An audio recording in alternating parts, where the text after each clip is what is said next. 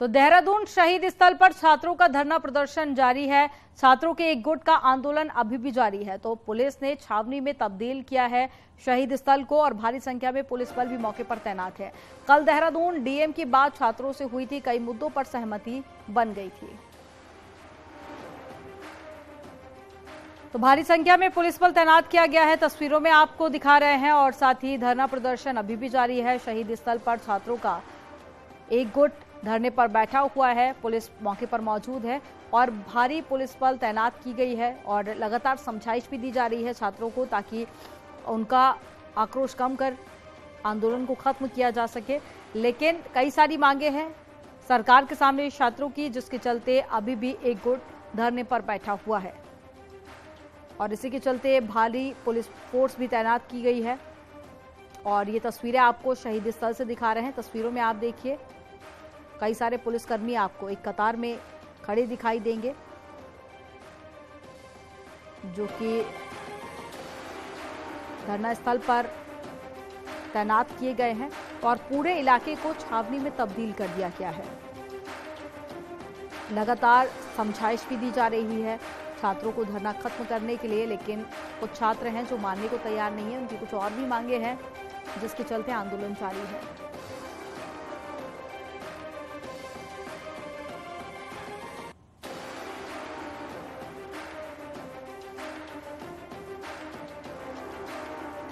और ज्यादा जानकारी के साथ में सतेंद्र वर्तवाल लाइव जुड़ गए हैं। सतेंद्र, क्या मांगे हैं कि छात्रों का एक गुट अभी भी आंदोलन पर है?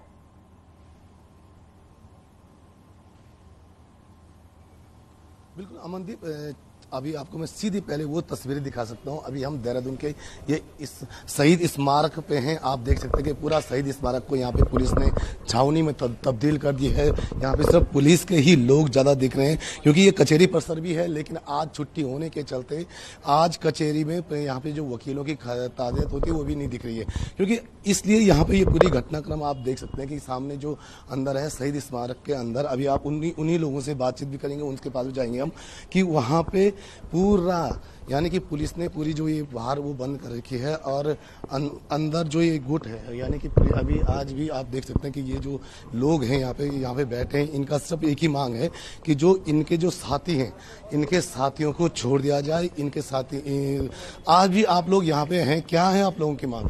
हमारी सबसे पहले एक ही मांग है कि बॉबी भाई को तुरंत रिहा किया जाए और जो अन्य 12 लोग हैं उनको भी तुरंत रिहा किया जाए। बाकी आगे की बात अब बॉबी भाई करेंगे। तो आप सुन रहे हैं कि ये इन लोगों की एक ही मांग है कि जो इनके साथ के लोग हैं, जो बॉबी वगैरह पवार हैं, जो अन्य लोग हैं, इनको रिहा किया जाए, क्योंकि इनको पुलिस ने अरेस्ट किया है। उनके ऊपर गंभीर धाराओं में मुकदमा दर्ज हुआ है। तो उसको लेते हुए ये लोग आज यहाँ बैठे हैं। आप इनके हाथों में तख्तियां देख सकते हैं। देर रात से सभी ये जो छात्र हैं यहीं बैठे हैं, सिर्फ इसलिए कि जो उनके साथ के लोग हैं उनको रिहा कर दिया जाए कहीं, क्योंकि जो उन पे मुकदमे दर्ज हुए हैं, उन मुकदमों के कारण पुलिस ने उनको अरेस्ट किया था। उस अरेस्ट के बाद अब इन लोगों की सब यही मांग है कि इनको छोड़ दिया जाए। जी अमन, बिल्कुल। तो कई सारी मांगे जिसको सरकार के सामने रखा गया है, लेकिन ये बताइए सतेंद्र कि प्रशासन की तरफ से लगातार पहले भी समझाइश देने की कोशिश की जा रही थी, अभी क्या कुछ कहा जा रहा है? क्योंकि इससे पहले हमने तस्वीरें देखी, पूरे इलाके को छावनी में तब्दील कर दिया गया है। तो क्या प्रशासन की तरफ से कोई समझाइश दी जा रही है?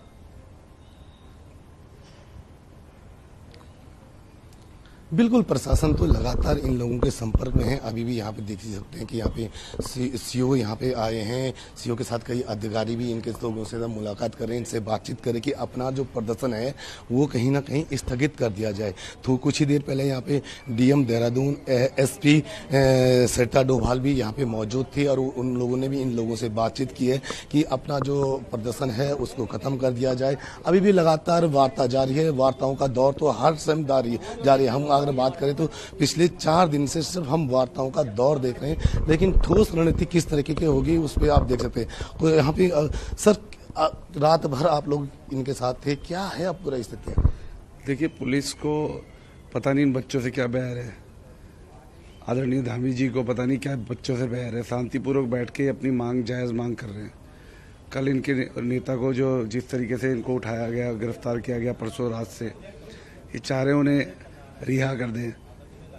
कल रात भर से षड्यंत्र रचा गया इनको उठाने के लिए, गिरफ्तार करने के लिए अभी भी आप देख रहे हो कितने बच्चे हैं, 30-40 बच्चों के लिए 3000 पुलिस आजू बाजू। बिल्कुल सत्येंद्र, गुस्सा अभी भी छात्रों का शांत नहीं हुआ है। आप नजर बनाए रखिएगा, अपडेट आपसे आगे भी लेंगे। तमाम जानकारी साझा करने के लिए बहुत शुक्रिया। चलिए खबरों में आगे बढ़ते हैं। उत्तरकाशी में एक बार फिर से मौसम बदलने के बाद में गंगोत्री यमुनोत्री धाम में बर्फबारी हुई है, जिसके चलते दोनों धाम में बर्फ की सफेद चादर बिछी हुई है। तस्वीरें गंगोत्री धाम और साथ ही यमुनोत्री की आपको दिखाएंगे, जहां पर गंगोत्री नेशनल पार्क से भी कुछ तस्वीरें निकलकर सामने आई। बर्फबारी के कारण चारों तरफ सिर्फ बर्फ ही बर्फ देखी जा रही है। वहीं निचले इलाकों में हल्की बारिश भी हुई है, लेकिन इस बार कम बारिश और बर्फबारी से किसानों को नुकसान भी हो सकता है।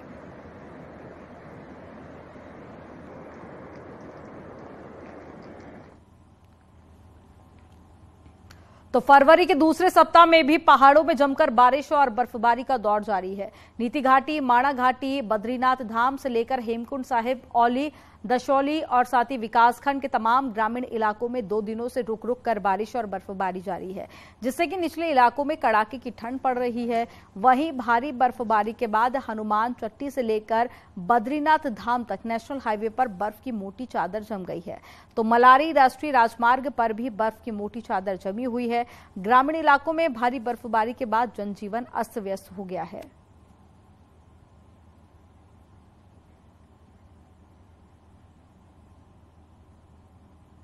अनियोजित विकास और बगैर मास्टर प्लान के जिस कदर सरोवर नगरी पर दबाव बढ़ता जा रहा है, उससे भविष्य का खतरा नैनीताल शहर पर भी बन गया है।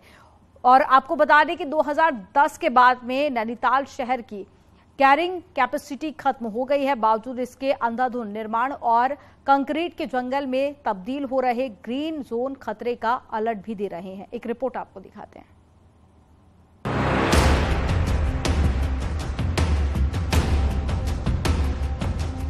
नैनीताल शहर भी जोशीमठ जैसे आपदा की ओर संकेत करने लगा है। 2010 में भार वहन करने की क्षमता खत्म होने के बावजूद भी शहर में निर्माण रुक नहीं रहा है और अब ग्रीन जोन भी अवैध निर्माण की चपेट में है, जिसके कारण नैनीताल की हरियाली तेजी से खत्म हो रही है और नैनीताल में चारों तरफ दरारें आने लगी है और शहर का पांव कहे जाने वाला बलिया नाला भी तेजी से टूट रहा है। अंग्रेजों के दौर से ही संवेदनशील रहे शहर पर दबाव कम करने की लगातार मांग हो रही है, लेकिन कार्रवाई के नाम पर सिफर ही है।